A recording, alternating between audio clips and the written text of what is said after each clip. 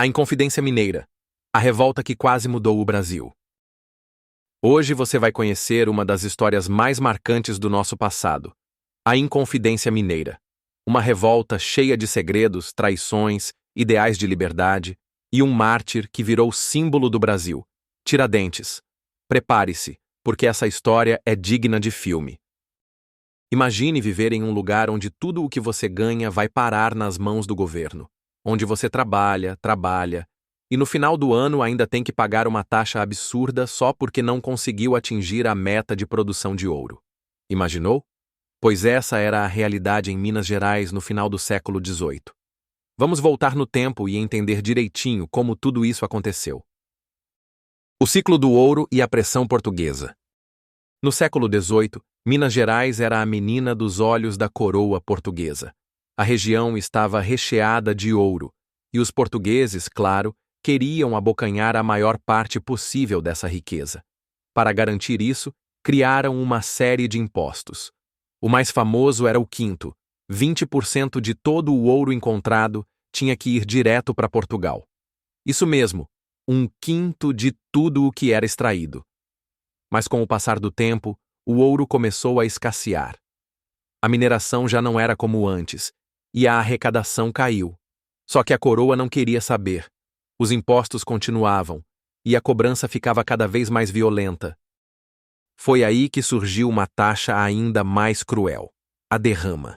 A derrama era um tipo de cobrança forçada. Se os mineradores não atingissem a cota de 100 arrobas de ouro por ano, o que dava mais de 1.500 quilos, os soldados vinham confiscar bens, invadir casas e tirar à força o que faltava. Era um verdadeiro terror. Imagina o povo desesperado, com medo de perder tudo. Esse clima tenso era o cenário perfeito para nascer uma revolta. Os ideais de liberdade chegam ao Brasil. Enquanto isso, o mundo estava mudando. Em 1776, os Estados Unidos se tornaram independentes da Inglaterra.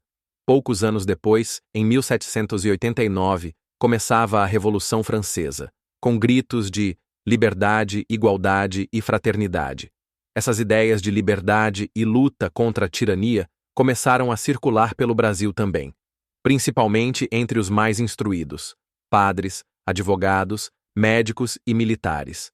E foi nesse contexto que um grupo de pessoas influentes de Minas começou a se reunir em segredo para planejar um novo Brasil. Um Brasil livre de Portugal, com mais justiça e sem os pesados impostos. Nascia ali a Inconfidência Mineira. Quem eram os Inconfidentes? Os Inconfidentes não eram qualquer um. A maioria deles fazia parte da elite mineira, pessoas bem educadas, muitas com formação na Europa, e que estavam cansadas de ver suas riquezas indo parar nas mãos da coroa. Entre eles estavam Cláudio Manuel da Costa, advogado e poeta; Tomás Antônio Gonzaga, também poeta, juiz e um dos mais apaixonados idealistas; Joaquim Silvério dos Reis, militar e... guarda esse nome, porque ele vai ser importante. E claro, o mais famoso de todos, Joaquim José da Silva Xavier, o Tiradentes. Tiradentes não era rico como os outros. Ele era alferes, um posto militar, e também atuava como dentista, daí o apelido. Era um homem do povo, carismático, que sonhava com um Brasil mais justo, e mais do que sonhar, ele queria agir. O plano da Revolução. O plano dos Inconfidentes era ousado. Eles queriam aproveitar o momento da cobrança da derrama, quando o povo estaria revoltado, para iniciar uma revolta armada. Assim, tomariam o controle da capitania, proclamariam a independência de Minas Gerais e dariam início a um novo país, livre de Portugal. Eles planejavam criar uma república, com capital em São João del Rei, universidade própria e até fábricas para desenvolver a economia. Tudo isso, claro, era feito em segredo. Reuniões escondidas, códigos, aliança. Mas como toda conspiração, bastava um erro para tudo desmoronar. E foi exatamente isso que aconteceu. A traição. Lembra do Joaquim Silvério dos Reis? Ele viu uma oportunidade. Pensou: se eu contar tudo para a coroa, posso ganhar perdão das minhas dívidas e ainda receber recompensas. E foi o que fez. Ele entregou o plano da Inconfidência Mineira às autoridades. E a resposta portuguesa foi rápida e implacável. Antes mesmo da derrama ser aplicada, o governo suspendeu a cobrança para evitar revolta e mandou investigar. Os principais envolvidos foram presos, interrogados, torturados, e o movimento foi desmantelado antes mesmo de começar. O julgamento e a pena de morte. Durante anos, os inconfidentes ficaram presos. O julgamento foi longo, cheio de pressão política. Alguns negaram o envolvimento, outros tentaram escapar da responsabilidade, mas um deles assumiu tudo. Tiradentes. Ele não apenas confessou, como defendeu os ideais da revolta. Disse que queria um país livre, que lutaria de novo se fosse preciso. Foi o único a se colocar como o verdadeiro líder, e por isso foi condenado à morte. Os outros tiveram as penas trocadas por exílio em colônias africanas. Mas Tiradentes seria enforcado e esquartejado para servir de exemplo. A morte de Tiradentes. No dia 21 de abril de 1792, no Rio de Janeiro, Tiradentes foi levado à forca.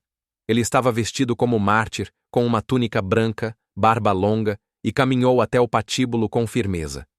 Dizem que morreu com dignidade, sem medo. Depois, seu corpo foi esquartejado. A cabeça foi exposta em praça pública, em Vila Rica, hoje Ouro Preto. Os pedaços do corpo foram espalhados pelas estradas como um aviso. Quem tentar se rebelar contra a coroa vai ter o mesmo destino. Mas o tiro saiu pela culatra. Tiradentes, em vez de ser esquecido ou temido, virou símbolo, um herói. O legado da Inconfidência. A Inconfidência Mineira fracassou. Não houve revolução nem independência, mas plantou uma semente. Décadas depois, outros movimentos começariam a lutar por liberdade, inspirados pelos ideais dos Inconfidentes. E quando o Brasil finalmente se tornou independente, em 1822, muitos lembraram de Tiradentes. No final do século XIX, quando a República foi proclamada, Tiradentes foi escolhido como o grande herói nacional. Hoje, ele é homenageado em ruas, praças, estátuas e até no nosso calendário. 21 de abril é feriado nacional em sua memória. A liberdade que nasceu da derrota.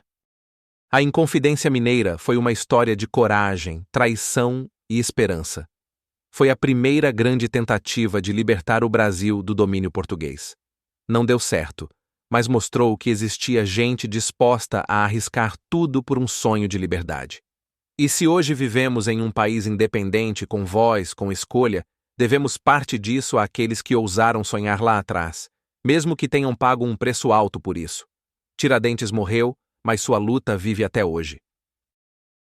E aí, curtiu essa história? Se você gostou do vídeo, não esquece de curtir, se inscrever no canal e ativar o sininho para não perder nenhum conteúdo sobre a nossa história. E comenta aqui embaixo. Você acha que Tiradentes foi um herói ou apenas um sonhador? Até a próxima, e viva a liberdade!